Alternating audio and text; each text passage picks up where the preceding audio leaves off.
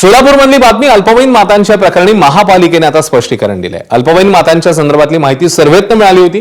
वैद्यकीय अधिकाऱ्यांना संभ्रम असल्यानं पोलिसांना माहिती दिली नाही अशी प्रतिक्रिया सोलापूर महापालिकेच्या अतिरिक्त आयुक्त वीणा पवार यांनी एबीपी माझाला दिली आहे। सोलापूर महापालिकेच्या आरोग्य केंद्रांसह विविध रुग्णालयांमध्ये 34 अल्पवयीन मुलींची प्रसूती झाल्याची बाब तब्बल 2 वर्षांनंतर उघड झाली। मोहोळ तालुक्यातल्या एका सामाजिक संस्थेने माहितीच्या अधिकाराखाली मागवलेल्या माहितीनंतर ही गंभीर बाब समोर आली आहे।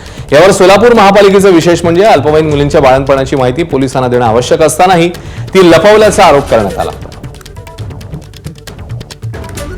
कायदा असं सांगतोय की तुम्हाला कळता क्षणी माहिती होता क्षणी आपण एमएलसी दाखल करणं आवश्यक आहे।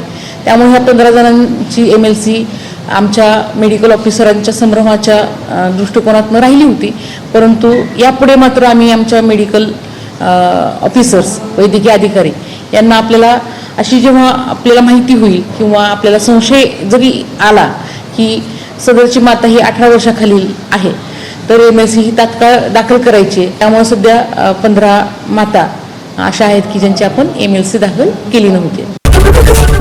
एबीपी माझा, उघडा डोळे बघा नीट।